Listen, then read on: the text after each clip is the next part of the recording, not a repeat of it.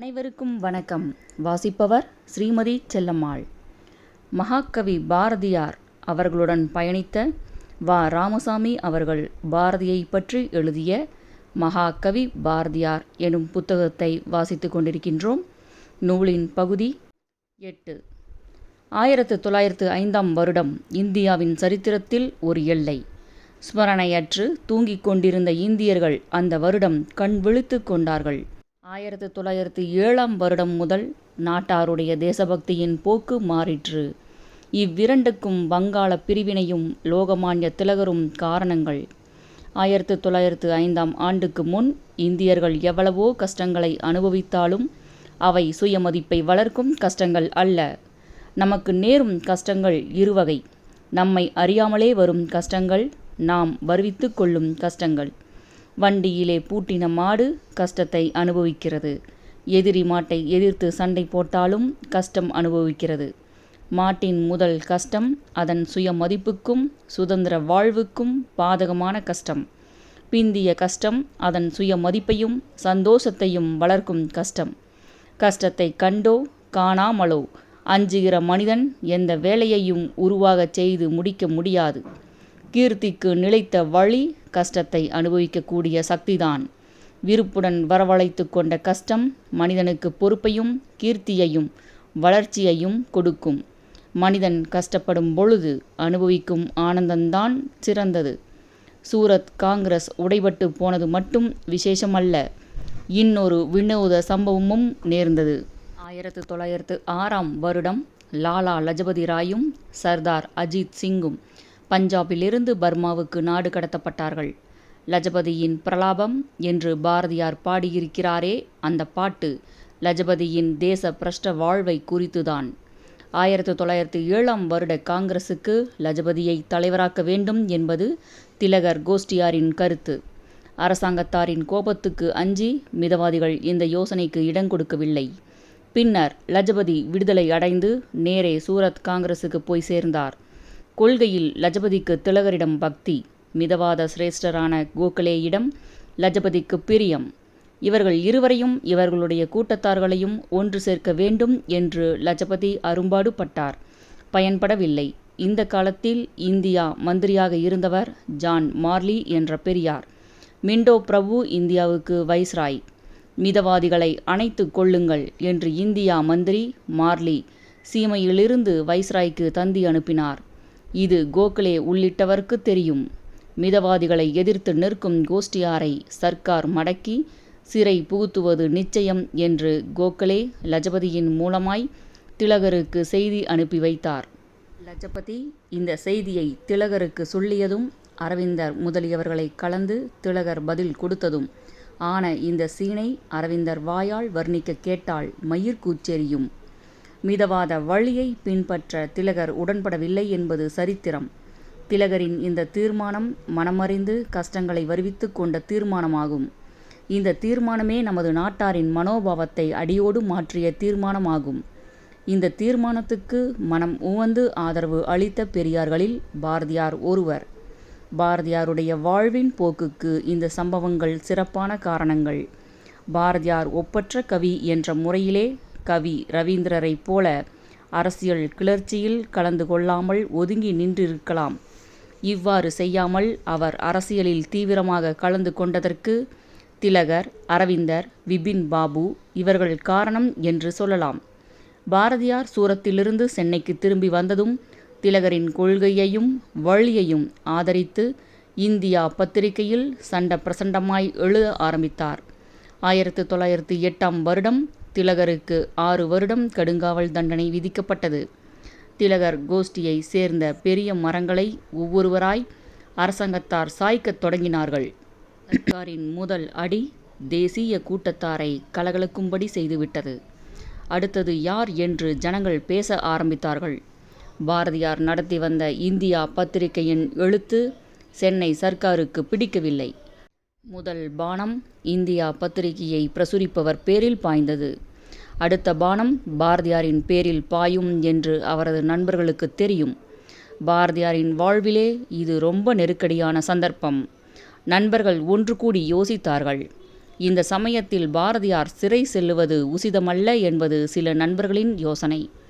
பாரதியாருக்கு தேசபக்தர், கவி என்ற 2 வகையிலும் பெருமை. பாரதியாரின் சிறை சேவையை காட்டிலும் கவிதை தொண்டு உயர்ந்தது என்பது இலக்கிய சுவை கொண்ட நண்பர்களின் கட்சி. சிறை செல்ல வேண்டும் என்பது ஒரு சிலரின் வாதம். இந்த பகுதியை நான் ஏன் விஸ்தாரமாக எழுத வேண்டும் என்பதற்கு காரணம் உண்டு. உள்ளே நடந்த சம்பவங்களை கவனிக்காமல் பாரதியார் கோழை, பயங்கொள்ளி என்று சிலர் தவறாக எண்ணிக்கொண்டிருந்தார்கள். சிலர் வாய்விட்டும் சொன்னார்கள். பாரதியார் பயங்கொள்ளி அல்லர். ஒரு மனிதனுடைய உள்ளத்தின் உண்மையான நிலைமையை அவன் பேசுகிற பேச்சு தெளிவாக காண்பித்துவிடும். பாரதியாரின் எழுத்திலே அச்சத்தை, தாட்சண்யத்தை, லவகேசமும் காண முடியாது. நெருக்கடியில் பயப்படுகிறவர் அவர் அல்லர் என்பதற்கு ஒரு சம்பவத்தை பின்னால் சொல்லுகிறேன். பாரதியார் புதுச்சேரிக்கு போனதற்கு காரணம் அவருடைய நண்பர்கள். இதை விவரமாக இப்பொழுது சொல்ல தேவையில்லை. நண்பர்களின் யோசனை திறனில் பாரதியாருக்கு எல்லையற்ற நம்பிக்கை. பாரதியாரின் கவிதை தொண்டு நாட்டுக்கு தேவை என்று நண்பர்கள் தீர்ப்பு சொல்லிவிட்டார்கள். மனிதனுக்கு தர்ம சங்கட நிலைமை ஏற்படுவது என்றால் இப்படித்தான் ஏற்படும். கடமை 2 அம்சங்களாக கண்ணில் தோன்றும். அவைகள் ஒன்றுக்கொன்று சம்பந்தமில்லாதவை போலவும் தோன்றும். எதை தள்ளுவது, எதை கொள்ளுவது என்பதிலேதான் தர்ம சங்கடம். நண்பர்களின் வேண்டுகோளுக்கு இணங்கி புதுச்சேரியில் அடைக்கலம் புகுந்த பின் பாரதியார் பட்ட கஷ்டங்கள் சிறை கஷ்டங்களை காட்டிலும் ரொம்ப ஜாஸ்தி என்றுதான் சொல்ல வேண்டும். எண்ணெய் காய்கிற இரும்பு சட்டியிலிருந்து எரிகிற நெருப்பில் வீழ்ந்த கதையைப் போல ஆயிற்று பாரதியாரின் புதுச்சேரி வாசம். 1908ஆம் வருடத்தில் பாரதியார் புதுச்சேரிக்கு போய் சேர்ந்தார். புதுச்சேரி ஓர் ஆபத்தான ஊர். பிரெஞ்சுக்காரர்களுக்கு இந்தியாவிலே மிச்சப்பட்டிருக்கும் துளி துளி இடங்களில் புதுச்சேரி ஒன்று. 1870ஆம் வருடத்து பிராங்கோ ஜெர்மன் யுத்தத்திற்கு பிறகு பிரெஞ்சுக்காரர்கள் இங்கிலீஷ்காரர்களின் தயவை நாடும் நிலைமைக்கு வந்துவிட்டார்கள். எனவே தயவை எதிர்பார்த்து இந்திய இராஜாங்கத்துக்கு கட்டுப்பட்டவர்கள் புதுச்சேரி துரைத்தனத்தார். அந்த காலத்தில் புதுச்சேரியில் தக்க ஜனத்தலைவர்கள் இல்லை. ஜனங்களும் பிரெஞ்சு சுகபோக நாகரிகத்தில் மூழ்கியவர்கள்.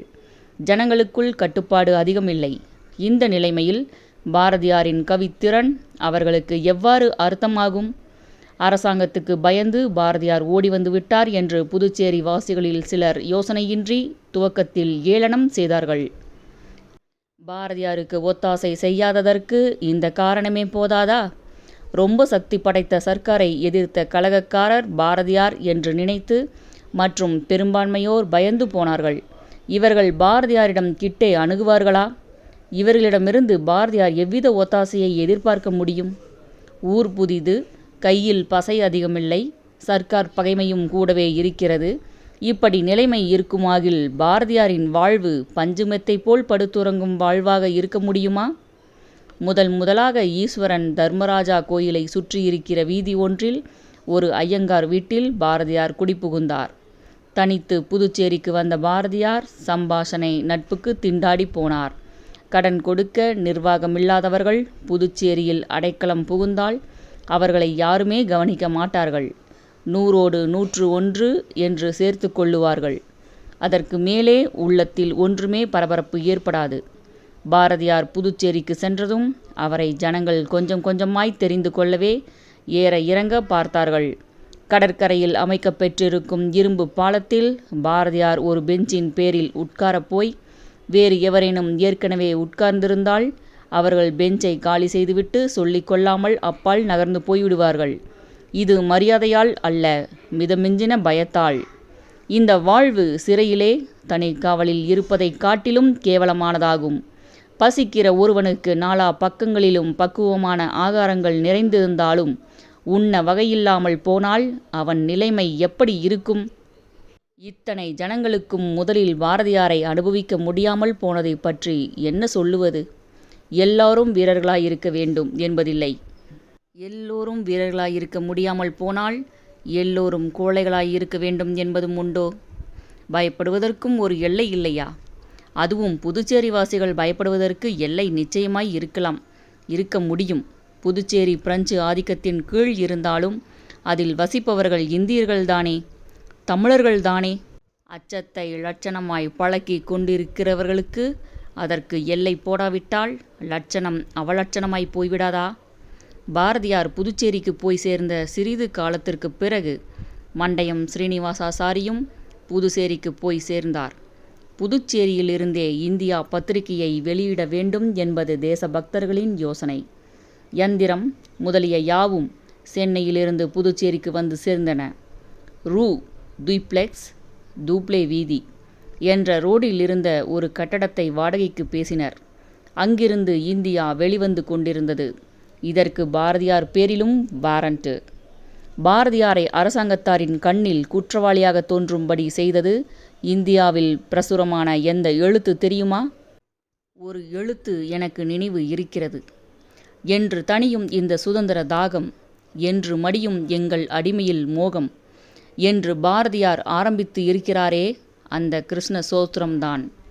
எனக்கு பசுக்களை கொடு, தேக ஆரோக்கியத்தை கொடு, என் குடும்பமும் நானும் சேமமாய் இருப்பதற்கு அருள் புரிவாயாக. உன் பாத மலர் என்றைக்கு என் கண்ணில் படுமோ, யமதூதர்கள் என்னை வேதனை செய்யாமல் தடுப்பாயாக என்று கடவுளை ஸ்தோத்திரம் செய்தால் அது பழைய கதை, மிக பழைய வேதம். இந்த துதியை யாரும் ஏற்பார்கள். அரசாங்கத்தாரும் ஒப்பக்கூடும். தனக்காகவும் தன் குடும்பத்தாருக்காகவும் தனியாக மௌனமாக கடவுளை ஸ்தோத்திரம் செய்தால் அதை யார் கவனிக்கப் போகிறார்கள்? எங்கள் அடிமையில் மோகம் என்று பாரதியார் சொன்னால் அதனால் பொது ஜனங்களுக்கும் அரசாங்கத்தாருக்கும் கோபம் வராதா?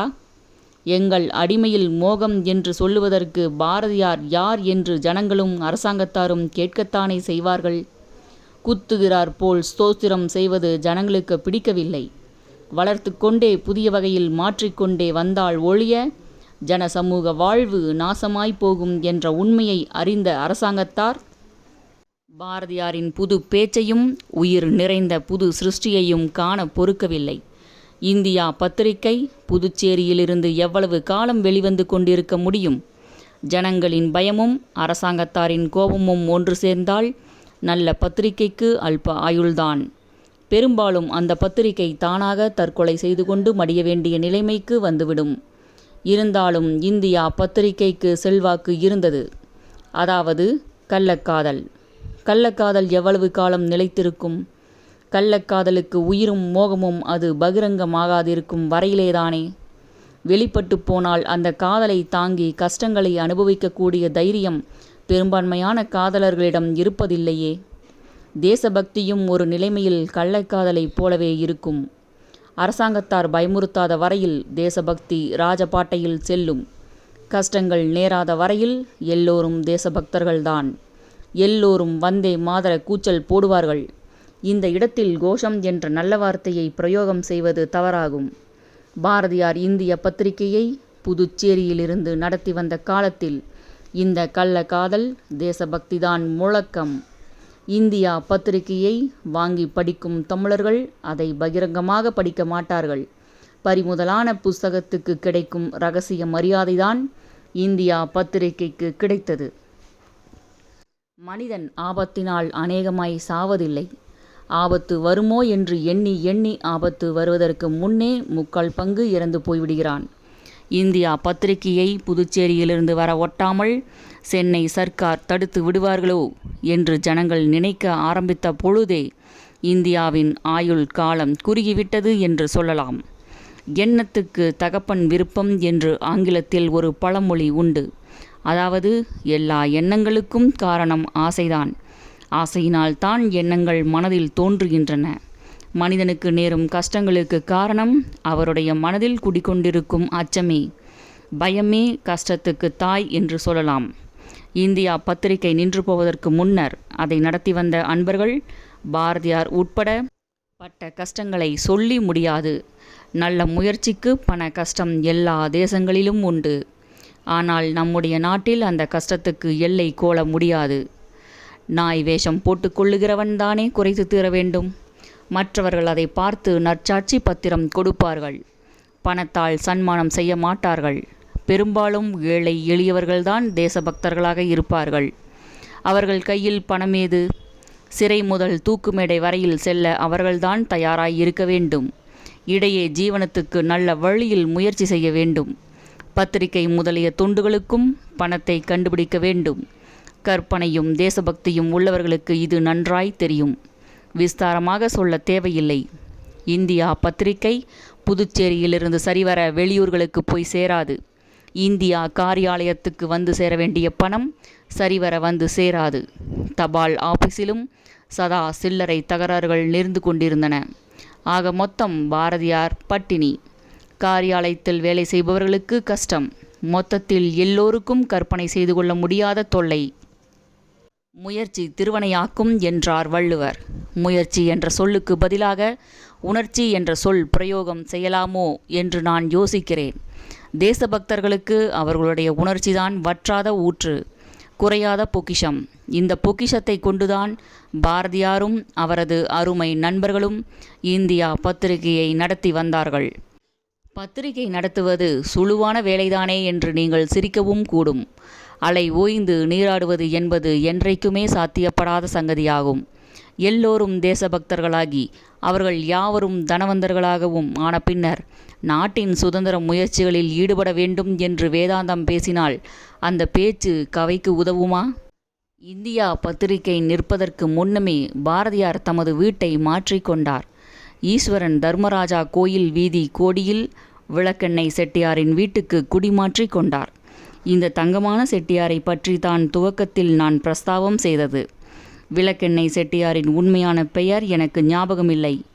காந்தி அன்புடன் அளித்த ஹரிஜன் என்ற திருநாமத்துக்கு பிறகு ஆதி திராவிடர் என்ற அர்த்தமற்ற பெயரில் யாருக்கு ஆசை இருக்கும்?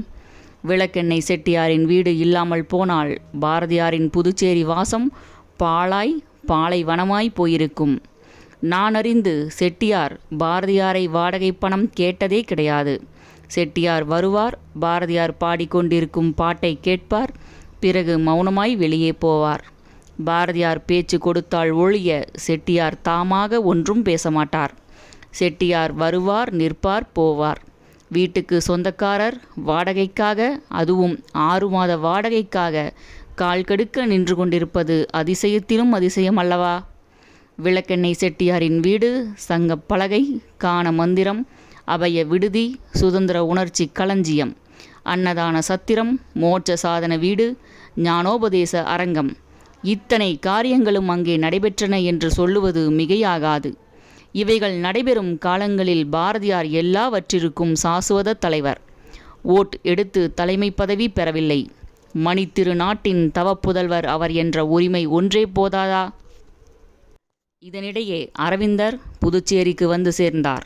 அவர் வந்து சேர்ந்தது 1910ஆம் ஆண்டில் என்பது என் நினைவு. மாணிக் டோலா வெடிகுண்டு வழக்கில் விடுதலையடைந்த பின்னர் அரவிந்தர் கர்ம யோகின் என்ற ஆங்கில வார பத்திரிகையை கல்கத்தாவில் நடத்தி வந்தார். சுமார் 40 மலர்கள் வெளிவந்தன. அரவிந்தர் புதுச்சேரிக்கு வந்து மறையும் முன்னரே கர்ம யோகின் பத்திரிகை மறந்து போயிற்று. அரவிந்தரின் பத்திரிகையை தழுவி பாரதியார் கர்ம யோகி என்ற தமிழ் பத்திரிகையை வெளியிட்டார்.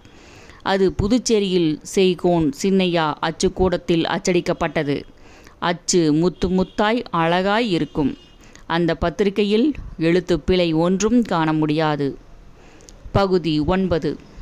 கர்மயோகி பத்திரிகையை பாரதியார் துவக்கி நடத்திய காலத்தில், அதாவது 1910இல் இந்தியா முழுதும் அரசியல் கிளர்ச்சி அதிகம். இதனிடையே லோகமான்ய திலகருக்கு 6 வருடம் சிறைவாசம். அவர் பர்மாவுக்கு கொண்டு போகப்பட்டார். அரசாங்கத்தார் 2 வித உபாயங்களை கையாண்டார்கள். அடக்குமுறையை வலது கையால் உபயோகப்படுத்தி கொண்டார்கள். இடது கையால் சீர்திருத்தம் வழங்கினார்கள். இதற்கு மிண்டோ மார்லி சீர்திருத்தம் என்று பெயர். இந்த சீர்திருத்தத்தின் மூலமாய் மாகாண சட்டசபைகளில் ஜனங்களின் பிரதிநிதிகள் பெரும்பான்மையில் இருப்பார்கள் என்று மார்லி பிரபு சத்தம் போட்டு சீமையிலிருந்து சொன்னார். இது தவறு என்று அரவிந்தர் தமது கர்ம யோகின் பத்திரிகையில் தெளிவாக எடுத்து காண்பித்தார். சட்ட சபையில் கேள்வி கேட்கும் உரிமைதான் ஜனப்பிரதிநிதிகளுக்கு மிச்சப்படும் என்றும், கேள்விகளுக்கு சரியான பதிலை சர்க்கார் பிரதிநிதிகளிடமிருந்து பெற முடியாது என்றும் அரவிந்தர் எழுதியிருந்தார். அரவிந்தர் 1909ஆம் ஆண்டில் எழுதியதை தேச மக்கள் 20 வருடங்களுக்கு பிறகு அனுபவத்தில் தெரிந்து கொண்டார்கள். சில்லறை சீர்திருத்தங்கள் புரட்சிகரமான பெரிய சீர்திருத்தங்களுக்கு விரோதிகள் என்று மார்லி பிரபு ஓரிடத்தில் கூறிய உண்மையை தேசபக்தர்கள் எடுத்து காண்பிப்பதற்கு அப்பொழுது சந்தர்ப்பம் ஏற்பட்டது. இந்த சந்தர்ப்பத்தை பாரதியார் கை நழுவ விடவில்லை. கர்மயோகியில் அழுத்தமாக எழுத்து வேலை நடந்து கொண்டு வந்தது. பதஞ்சலி யோக சூத்திரம் சமஸ்கிருதத்தில் இருந்ததை சுவாமி விவேகானந்தர் இங்கிலீஷில் மொழிபெயர்த்தார். மூலத்துக்கும் விவேகானந்தருடைய மொழிபெயர்ப்புக்கும் சில இடங்களில் முரண் இருக்கிறது என்பது பாரதியாரின் எண்ணம். மூலத்திலிருந்தே அவர் யோக சூத்திரத்தை தமிழில் தர்ஜமா செய்து பகுதி பகுதியாக கர்மயோகி பத்திரிகையில் வெளியிட்டார். மொழிபெயர்ப்பு வேலையே எப்பொழுதும் சிரமம். எழுதிய ஆசிரியரின் மனோபாவத்தை உணராமல் மொட்டைத்தனமாய் வார்த்தைக்கு வார்த்தை தர்ஜமா செய்வது பள்ளிக்கூட பையன்களுடைய வழக்கம். பாரதியார் மொழிபெயர்த்தது ரொம்ப நன்றாயிருக்கிறதென்று அரவிந்தர் முதலிய பெரியார்கள் சொன்னது எனக்கு நன்றாக ஞாபகம் இருக்கிறது. மகாபாரதத்தை கிரிப்பித் என்ற இங்கிலீஷ்காரரும் ராமேஷ் சந்திர தத்தர் என்ற வங்காளியும் தனித்தனியே தர்ஜமா செய்திருக்கிறார்கள். இவைகள் சாரமற்றவை என்பது அரவிந்தர், பாரதியார், வாவேசு ஐயர் இவர்களின் கருத்து. மொழி பெயர்ப்பை பற்றி இவ்வளவு விஸ்தாரமாக படிப்பவர்களுக்கு அலுப்பு வரக்கூடிய அளவில் ஏன் பேச வேண்டுமென்றால், ஒரு காரியத்தின் வெளியுருவத்தை காட்டிலும் அந்த காரியத்தை தூண்டும் மூலசக்தியும் மனோபாவமும் தான் உயர்ந்தவை என்று சொல்லுவதற்காகவே மேதாவிகள் விஷயத்தின் மர்மத்தை விரைவில் உணர்கிறார்கள். மற்றவர்கள் வெளியுருவத்தைக் கண்டு மயங்கிவிடுகிறார்கள். பாரதியார் வெறும் கவி மட்டும் அல்லர். தத்துவ தரிசனத்தில் அவருக்கு அளவிலா ஆவல். சொல் வேண்டும் என்று பாரதியார் பாடியிருக்கும் பாட்டு அவருடைய தத்துவ தரிசனத்தின் ஆவலை காண்பிக்கிறது. இயற்கையின் மர்மத்தை விண்டு காண்பிக்கும் சொல் வேண்டும். அதன் மூலமாய் தமிழர்களும் ஏனையோரும் எல்லையற்ற சக்தியை பெற வேண்டும் என்பது பாரதியாரின் வாழ்க்கை ஆவல். பத்திரிகை தொழில் நின்று பட்டினி கோர உருவத்துடன் எட்டி பார்க்க ஆரம்பித்தது. பட்டினி காலங்களில் மேதாவிகள், கர்ம வீரர்கள் வள்ளுவரை சரண் புக வேண்டியதுதான். செவிக்கு உணவில்லாத பொழுது சிறிது வயிற்றுக்கும் இயப்படும் என்ற வள்ளுவர் வாக்கை வயிற்றுக்கு உணவில்லாத பொழுது செவியை கொண்டு காலந்தள்ள வேண்டும் என்று மாற்றிவிடலாம் என்று தோன்றுகிறது. வரம்பில்லாமல் தத்துவம் பேசிக்கொண்டே போகிறேன் என்று நீங்கள் வருந்தக்கூடாது. இவையெல்லாம் தத்துவமே இல்லை. பூரண வாழ்வு வாழத் துணிந்த மேதாவிகளுக்கு, வீரர்களுக்கு பொதுவாக எந்த நாட்டிலும், சிறப்பாக சுதந்திரமில்லாத நாட்டில் எத்தனை வித துன்பங்கள் நேர்கின்றனவென்றும் அவைகளை மேதாவிகள் எவ்விதம் ஜீரணம் செய்து கொள்ளுகிறார்கள் என்றும் நாம் எல்லோரும் தெரிந்து கொள்ள வேண்டாமா? நாம் எல்லோரும் ஞானிகள் அல்லவே, வீரர்களும் அல்ல. ஞானத்தினால் ஞானம் பிறக்கிறது என்பது பெரும்பாலும் தவறு. கள்ளி வயிற்றில் அகில் பிறப்பதைப் போல தப்பிதத்திலிருந்து ஞானோதயம் ஏற்படுவது சாதாரணம். விளையாட்டு செயலிலிருந்து வீரத்தனம் உண்டாவது சகஜம். மேதாவிகளுக்கு தப்பிதம் செய்ய துணிச்சல் இருக்கிறது. மற்றவர்களுக்கு இந்த துணிச்சல் சாதாரணமாய் இருப்பதில்லை. மேதாவிகளையும் வீரர்களையும் ஆட்டி வைப்பது அவர்களுடைய உணர்ச்சி. அந்த உணர்ச்சி கட்டுக்கும் கட்டுப்பாட்டுக்கும் அஞ்சி ஒடுங்குவதில்லை. புதுச்சேரியில் மறைந்த தேசபக்தர்கள் என்ன செய்ய முடியும்? அரசாங்கத்தாருக்கு கோபம் வராத நிலைமையில் அவர்களால் பத்திரிகை நடத்த முடியாது. தேசபக்தர்களுடைய உணர்ச்சி துடிதுடிக்கிற அளவுக்கு தக்கபடி அரசியல் நிர்வாகிகளுக்கு கோபம் உண்டாவது இயல்பு. 1910 வருடத்தில் பாரதியாரின் வாழ்விலே மேற்சொன்ன வகையில் ஒரு நெருக்கடியான நிலைமை ஏற்பட்டது. லோகத்திலே ஒரு விசித்திரம் உண்டு. இணையற்ற மேதாவிகள் பிறந்தாலும் அவர்களுடைய மேதையை ஒரு சிலரால் கூட அனுபவிக்க முடியாமல் போனால் மேதாவிகள் கதி அதோ கதிதான். எவ்வளவுதான் திடசித்தம் இருப்பினும் மேதாவிகள் மனம் உடைந்து போகக்கூடிய நிலைமைக்கு வந்து விடுவார்கள். பிற நாட்டு சரித்திரங்களை கொண்டுதான் மனதில் தைரியம் உண்டாக்கி கொள்ள வேண்டும். பாரதியார் மனமுடைந்து போக வேண்டிய தருணத்தில் அரவிந்தர் புதுச்சேரிக்கு வந்து சேர்ந்தார். மாணிக் டோலா வெடிகுண்டு வழக்கு காலத்தில் காவலில் இருந்த அரவிந்தர் சிறையில் கண்ணனை கண்டு தைரியமும் மனசாந்தியும் கொண்டதாக ஒரு பிரசங்கத்தில் சொல்லியிருக்கிறார். இத்தகைய மேதாவியை கண்ட பாரதியார் உள்ள பூரிப்படைந்தார். அரவிந்தரின் சம்பாஷணையினால் பாரதியாரின் ஊக்கமும் உள்வழியும் வளர்ந்தன. பாரதியாரின் பேச்சினால் அரவிந்தர் மகிழ்ச்சி அடைந்தார். அரவிந்தர் புதுச்சேரிக்கு வந்ததும் பங்களா முதலிய வசதிகள் அவருக்கு இருக்கவில்லை.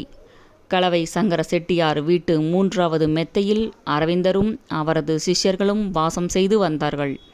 சாயங்கால வேளைகளில் பாரதியாரும் பொறுக்கி எடுத்த அவரது நண்பர்கள் சிலரும் சம்பாஷணைக்காக அரவிந்தரின் இடத்துக்கு செல்லுவார்கள். அந்த காலத்தில் இந்தியாவில் இருந்த தலைவர்களிடம் ஏகதேசம் எனக்கு பழக்கம் உண்டு. சத்தியாகிரக இயக்கத்துக்கு பின் தோன்றிய தலைவர்களிடமும் சிறிது அறிமுகம் உண்டு. காந்திஜியையும் தெரியும். ஆனால் சம்பாஷணையின் மாண்பிலும் இனிப்பிலும் அரவிந்தருக்கு பாரதியாருக்கும் இணையாக யாரையுமே சொல்ல முடியாது என்பது என் கருத்து. ஒருவேளை காந்திஜியையும் கபர்தேயையும் விளக்காக சொல்லலாமோ என்னவோ. திலகரின் சம்பாஷணையில் பொருளும் சக்தியும் இருக்கும். ஆனால் வளவளப்பும் இனிப்பும் ஹாஸ்யமும் இராது. திலகரின் தோழரான கபர்தேயின் பேச்சில் வியக்கத்தக்க நகைச்சுவையும் சிங்காரமும் செழித்து இருக்கும். சுரேந்திரநாதரின் பேச்சே பிரசங்கம். விபின் சந்திர பாலரின் பேச்சில் கசப்பும் சுளிப்பும் கலந்து நிற்கும். ஆனால் சக்தியும் நவீனமும் கூட இருக்கும். கோகலேயின் பேச்சு தங்கக்கம்பு இழை சன்ன பேச்சு. ஃபிரோஸ் ஷா மேத்தாவின் பேச்சு தடியடி முழக்கம். லஜபதி ராய் அமெரிக்கையுடன் முன்னெச்சரிக்கை நிறைந்த பேச்சு பேசுவார். ஜி. சுப்பிரமணிய ஐயர் விஸ்தாரமாக பேசுவார். சேலம் விஜயராகவாச்சாரியார் சட்ட மேற்கோள் சரித்திர மேற்கோள் இல்லாமல் பேசவே மாட்டார். பாரதியார் அரவிந்தர் சம்பாஷணையில் நவரசங்களும் ததும்பும் ஒழுகும். கவிதை, சரித்திரம், தத்துவம், அனுபவம், கற்பனை, ஹாஸ்யம், குறுக்குவெட்டு, விஸ்தாரம், உண்மையை வெளிப்படுத்தும் ஆவல், அபரிமிதமான இலக்கிய சுவை, எல்லையில்லாத உடல் பூரிப்பு எல்லாம் சம்பாஷணையினிடையே இடைவிடாது நர்த்தனம் செய்யும். அந்த காலத்திலே குறுக்கெழுத்து நான் பழகிக்கொள்ளவில்லையே என்று வருந்துகிறேன். சம்பாஷணையில் சிற்சில கட்டங்களும் குறிப்புகளும் தான் இப்பொழுது என் நினைவில் இருக்கின்றன. தினசரி டைரி எழுதும் பழக்கமும் என்னிடம் இல்லை. அளவற்ற நஷ்டம். இப்போது என்ன செய்கிறது? புதுச்சேரி தேசபக்தர்களுள் வாவேசு ஐயரைப் போல நூல் பயிற்சி உள்ளவர்கள் யாருமே இல்லையென சொல்லலாம். அபாரமாக படிப்பார். வீரர்களின் சரித்திரம், இலக்கியம், யுத்த சாஸ்திர புஸ்தகங்கள், பழைய தமிழ் காவியங்கள், பிற நாட்டு நல்ல அறிஞர்களின் நூல்கள், இவைகளை ஐயர் இடைவிடாது படித்து கொண்டிருப்பார். கஸ்ரத் செய்வதில் ஐயருக்கு ரொம்ப ஆவல். நீந்துவார், ஓடுவார். பாரதியாருக்கு இவைகளில் எல்லாம் ரொம்ப ஆசைதான். ஆனால் செய்வதே இல்லை. எல்லாவற்றையும் பக்கத்தில் இருந்து கொண்டு உற்சாகத்துடன் வேடிக்கை பார்ப்பார். ஐயர் கஸ்ரத் செய்யும்போது பாரதியார் பார்த்து கொண்டிருந்தால் ஐயர் எப்படி உடம்பை வளைக்கிறாரோ அதைப்போல் பாரதியாரும் தன் நினைவு இல்லாமல் வளைப்பார். பாரதியாரின் உள்ளம் அவ்வளவு உற்சாகம் நிறைந்த உள்ளம். மெழுகு உள்ளம். யோசித்து ஈடுபடுகிற உள்ளம் அல்ல. நல்ல காரியங்களில் யோசனையின்றி அவரது உள்ளம் ஒட்டிக்கொள்ளும். இதற்குத்தான் கவிதை உணர்ச்சி என்று பெயர். இதுவே காதல் உள்ளமாகும். ஐயர், பாரதியார், ஸ்ரீனிவாசாச்சாரியார் முதலியோர் அரவிந்தரின் வீட்டுக்கு சென்று பேசத் தொடங்கினால் பொழுது போகிறதே தெரியாது. மாலை 4 மணிக்கு பேச ஆரம்பித்தால் இரவில் 10 மணி வரைக்கும் வேறு எந்த சிந்தனையுமே இருக்காது. சாப்பாட்டை பற்றி கவலை எதற்கு? இந்த சம்பாஷணையின் அற்புதம் என்னவென்றால், அவர்கள் சந்நிதானத்தில் இருக்கும் வரையில் சாதாரணமாக முடியாதவை என்று தோன்றும் காரியங்களை எல்லாம் சுழுவாக செய்து முடித்து விடலாம் என்று தோன்றும். காரிய சித்திக்கு நடுவே கஷ்டம் இருப்பதாகவே தோன்றாது. மலையை நகரச் செய்யும் தன்னம்பிக்கை இவர்களிடம் இந்த கூட்டத்தில் இருந்தது என்று சொல்லலாம். லாப நஷ்ட கணக்கு பார்க்கும் காரிய திட்டத்தால் சுதந்திரமும் சரித்திரமும் பிறப்பதில்லை. ஆழத்தில் இருக்கிற பொருளை எடுக்க வேண்டுமானால் தண்ணீரில் தலைகீழாய் பாய வேண்டும். பெரிய காரியங்களை செய்வதற்கு தலைகீழாய் பாயத் தூண்டும் தன்னம்பிக்கைதான் தேவை. பகுதி 10. பாரதியார் சுந்தர ரூபன். மாநிறம். 5½ அடிக்கு கொஞ்சம் அதிகமான உயரம். அவருடைய மூக்கு மிகவும் அழகான மூக்கு. அவருடைய கம்பீரமான முகத்துக்கு அளந்து அமைக்கப்பட்டதைப் போலிருக்கும் அந்த அழகிய நாசி சீசர் ராஜகோபாலாச்சாரியாருடையவை போல கருட மூக்கல்ல. சீசர் மூக்கு நடுவில் உயர்ந்து நுனியில் கூர்மையாகி கண்டவர்களை கொத்துவது போல தோன்றும். பாரதியாரின் மூக்கு கடைசல் பிடித்தது போலிருக்கும். நீண்ட நாசி. அந்த நீளத்தில் அவலட்சணம் துளி கூட இருக்காது. பாரதியாரின் கண்கள் செவ்வரி படர்ந்த செந்தாமரை கண்கள். இமைகளின் நடுவே அக்கினி பந்துகள் ஜுவலிப்பது போல பிரகாசத்துடன் விளங்கும். அந்த கண்களை எவ்வளவு நேரம் பார்த்து கொண்டிருந்தாலும் தெவிட்டாது. அவருடைய நெற்றி பரந்த நெற்றி. நெற்றியின் 2 கங்குகளிலும் நிலத்தை குடைந்து கொண்டு போயிருக்கும் கடலைப் போல முகம் தலைமயிரை தள்ளி குடைந்து கொண்டு போயிருக்கும். கங்குகளின் மத்தியில் முகத்தின் நடு உச்சியில் மயிர் கொஞ்சம் நிமிர்ந்து நிற்கும். நெற்றியிலே இந்த சேர்மானம் அவருக்கு வர்ணிக்க முடியாத அழகை கொடுத்தது. பேர் பாதிக்கு அதிகமாக அவர் தலை வழுக்கை. இந்த வழுக்கையை மறைத்து மூடுவதற்காக கங்கு கேசத்தை 2 பக்கங்களிலிருந்தும் உச்சி தலைக்கு கொண்டு போய் அதை படிய செய்யும் பாரதியாரின் கவலை நிரம்பிய முயற்சி சிறு பிள்ளைகளுக்கு சிரிப்பை உண்டாக்கலாம். தலைமயிரை சிங்காரிப்பதில் அவர் அரை மணி நேரத்துக்கு மேல் செலவழிப்பார். நாளைக்கு ஒரு மாதிரியாக தலைமயிர் அணிவகுப்பு. பாரதியாருக்கு வீசை உண்டு. அது பார்க்க ரொம்ப நேர்த்தியாகவிருக்கும். கண்ணை குத்தும் கெய்சர் வீசையல்ல, கத்தரிக்கோள் பட்ட தருக்கு வீசையல்ல, தானாக வளர்ந்து பக்குவப்பட்டு அழகும் அட்டகாசமும் செய்த வீசை. அவரது வலது கை எழுதாத நேரங்களில் எல்லாம் அநேகமாய் வீசையில் இருக்கும். வீசையை முறுக்குவதாக தோன்றாது. வீசைக்கு ட்ரில் பழக்கி கொடுப்பது போல் தோன்றும். சில சமயங்களில் தாடி வைத்து கொண்டிருந்தார். ஆனால் அவருடைய வாழ்க்கையில் பெரும்பகுதி வீசை மட்டும்தான் இருந்தது.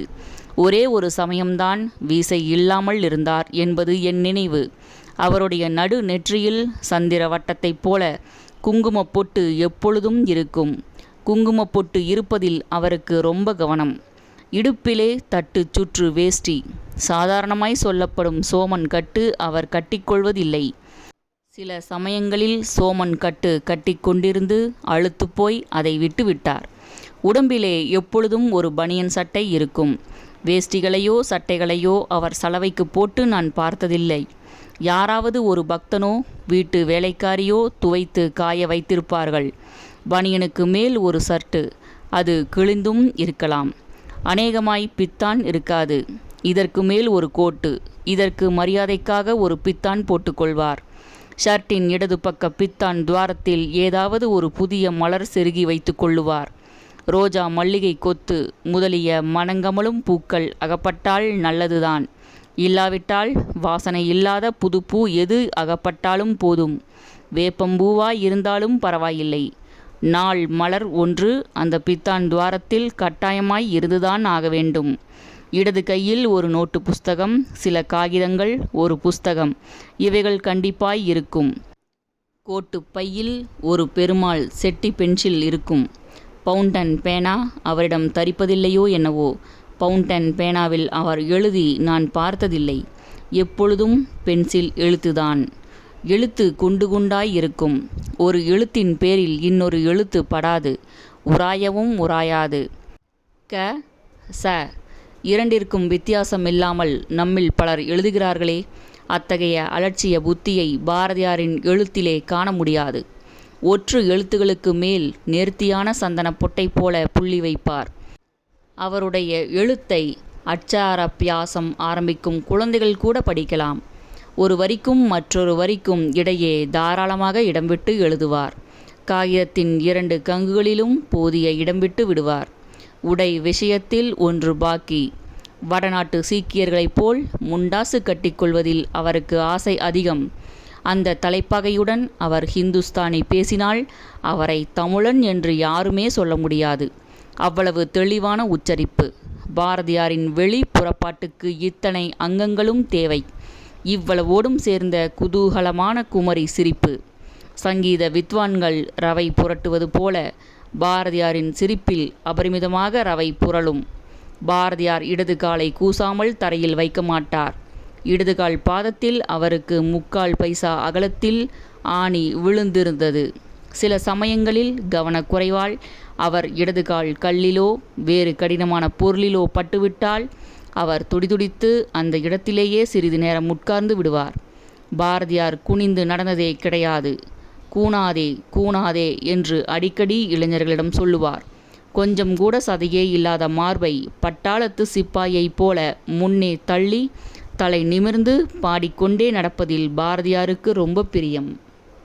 லா மார்ஷேஸ் லா ஷாம்பர் தே மியூஸ் என்ற பிரெஞ்சு படை பெயர் பாட்டுக்களை பாடிக்கொண்டு அவைகளின் தாளத்திற்கேற்ப நடப்பதில் பாரதியாருக்கு பிரம்ம ஆனந்தம். இந்த பாட்டுக்களின் மெட்டுக்களை தழுவி தமிழில் பல பாட்டுக்கள் பாட வேண்டும் என்று சொல்லி கொண்டிருப்பார். 2 பாட்டுக்கள் பாடியும் இருக்கிறார். பாரதியார் இருக்கிற இடத்தில் கூட்டத்துக்கு ஒரு நாளும் குறை இருக்காது. கந்து வட்டி கடையில் கூட அவ்வளவு கூட்டம் இருக்காது. குறைந்தது 4-5 பேர்களாவது இருப்பார்கள். வெளியே புறப்பட்டால் 2 அவரை பின்தொடர்ந்து செல்லாமல் இருப்பதில்லை. கூடவே ஆனால் எட்டத்திலேயே போய்க் கொண்டிருக்கும் இரகசிய போலீசாரை பற்றி குறிப்பிட தேவையா? புதுச்சேரி வீதியில் பாரதியார் நடக்கும் பொழுது திண்ணையில் உட்கார்ந்திருப்பவர்கள் அநேகமாய் எழுந்து நிற்பார்கள். கும்பிடு போடுவார்கள். நின்று பதில் கும்பிடு போட்டுவிட்டு சிறிதளவு சேம சமாசாரம் விசாரித்த பின்னர்தான் அந்த இடத்தை விட்டு பாரதியார் நகர்வார். புதுச்சேரிக்கு போயிருக்கிறவர்களுக்கு புஷ் வண்டியை பற்றி தெரிந்திருக்கும். அது ரிக்ஷா வண்டி அல்ல. சில புஷ் வண்டிகளுக்கு 4 சக்கரங்கள் இருக்கும். சிலவற்றிற்கு 3 சக்கரங்கள் இருக்கும். அதாவது வண்டியின் முன்புறத்தில் 1 சக்கரம் அல்லது 2 சக்கரம் இருக்கும். வண்டியை பின்னே இருந்து ஆள் தள்ளுவான். புதுச்சேரியில் புஷ் வண்டியை தள்ளுபவர்கள் பெரும்பாலும் ஹரிஜனங்கள், ஆண் பிள்ளை ஹரிஜனங்கள். பாரதியார் வெளியே புறப்பட்டு விட்டால் இந்த புஷ் வண்டிக்காரர்களுக்கு ஆனந்தம். பாரதியாருக்கு முன்னே வண்டியை கொண்டு வந்து நிறுத்திவிடுவார்கள். கூலி பேசவும் மாட்டார்கள், கேட்கவும் மாட்டார்கள். பாரதியாரை நடக்கவும் விடமாட்டார்கள். போய் சேர வேண்டிய இடத்துக்கு போனதும் பாரதியார் வாடகை பணம் கொடுப்பார். வாங்க மாட்டார்கள். "என்னத்துக்குங்க எனக்கு காசு" என்பான். "ரூபாய் வேணுமோ?" என்று சொல்லி பாரதியார் சிரிப்பார். "எதுக்குங்க ரூபாய்?" என்பான். புஷ் வண்டிக்காரனுக்கு கட்டிக்கொள்ள துணி வேண்டும். வண்டிக்காரனுடைய நெளிவு பாரதியாருக்கு தெரியும். சிறிது நேரம் சம்பாஷணை சல்லாபம் செய்வார். துணி வேண்டும் என்று அவன் வாயால் வரும்படியாக செய்வார். தாம் மேலே போட்டுக்கொண்டிருப்பது பட்டாய் இருந்தாலும் சரி, கிழிந்த அங்கவஸ்திரமாய் இருந்தாலும் சரி, சரிகை துப்பட்டாவாய் இருந்தாலும் சரி, அது அன்றைக்கு புஷ் வண்டிக்காரனுக்கு பிராப்தி. தாம் போட்டுக்கொள்வதற்கு வீட்டிலே அங்கவஸ்திரம் இருக்காதே என்ற கவலை பாரதியாருக்கு இருந்ததே இல்லை. அங்கவஸ்திரம் இல்லாமல் காலம் தள்ளினாலும் தள்ளுவார். புஷ் வண்டிக்காரனுக்கு கொடுத்ததாக மட்டும் யாரிடமும் சொல்ல மாட்டார்.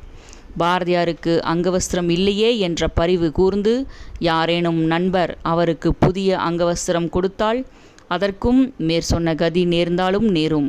புதுச்சேரி புஷ் வண்டிக்காரர்கள், அதிலும் பாரதியார் குடியிருந்த வட்டாரத்திலிருந்த புஷ் வண்டிக்காரர்கள் கொடுத்து வைத்தவர்களாகத்தான் இருக்க வேண்டும். பாரதியாருக்கு துணி பஞ்சம், சட்டை பஞ்சம் ஏற்படலாம், அவர்களுக்கு ஏற்படாது. ஏழைகள், ஹரிஜனங்கள் என்ற காரணத்தால் அவர்களிடம் பாரதியாருக்கு அளவு கடந்த அன்பு. வீதியில் நடந்து கொண்டே இருக்கும் போதும் பாரதியாரின் மனம் அருமையான விஷயங்களில் சஞ்சரித்து கொண்டிருக்கும். திடீரென்று நெருப்பு பொறி பறப்பது போல் அவரது மூளையிலிருந்து அற்புதமான கருத்துக்கள் தெரித்து வரும். ஒரு சமயம் அவரும் நானும் காலை வேளையிலே ஸ்ரீனிவாசாச்சாரியாரின் வீட்டுக்கு போய்க் கொண்டிருந்தோம். வழியிலே பிரெஞ்சு இலக்கியத்தின் பெருமையையும் விக்டர் ஹியூகோ அவர்களின் மேதையையும் பற்றி வெகு நேர்த்தியாக எனக்கு எடுத்து சொல்லிக்கொண்டே வந்தார். திடீரென்று திண்ணையிலிருந்து ஒரு பையன் "இளமையில் கல்" என்று படித்த குரல் கேட்டது. உடனே பாரதியார் "முதுமையில் மண்" என்றார். எனக்கு தூக்கி வாரி போட்டது. மேதை என்றால் இப்படியல்லவா இருக்க வேண்டுமென்று எண்ணி திகைத்து போனேன். பாரதியார் சொல்லுகிறார், "ஓய், உமக்கு தர்க்க சாஸ்திர பயிற்சி இல்லை போலிருக்கிறது. இளமையில் கல்லாயிருப்பவன் முதுமையில் கவனிப்பாரற்ற மண்ணாவது நிச்சயம். இதை பற்றி நீர் ஏன் அதிசயப்படுகிறீர்? 2000 வருடங்களாக நமது மூதாதைகள் இளமையில் கல்லாகவும் முதுமையில் மண்ணாகவும் இருந்திருந்து போய்விட்டார்கள். நம் காலத்திலே நமக்கு எதையெடுத்தாலும் திகைப்பும் திண்டாட்டமுமாக இருக்கிறது. இளமையில் தகதகவென்று மின்னும் கோடி சூரிய பிரகாசத்துடன் நமது குழந்தைகள் ஜொலிக்க வேண்டும். அப்படி ஜொலித்தால் அவர்கள் முதுமையில் மண்ணாக மாட்டார்கள். உலகத்தார்கள் அவர்களை மதிப்பார்கள். பின் சந்ததியார்கள் போற்றுவார்கள். இல்லாவிட்டால் நாம் இப்பொழுது பழி சுமத்துவது போல நம்மை நம் பின் சந்ததியார்கள் தூற்றுவார்கள்." இப்பகுதி இத்துடன் நிறைவடைகிறது. நூலின் அத்தியாயங்களை தொடர்ந்து கேட்க ஸ்ரீமதி செல்லம்மாள் வலையொலி அலைவரிசையை பதிவு செய்யுங்கள். செல்லம்மாள் தொடர்வாள். நன்றி, வணக்கம்.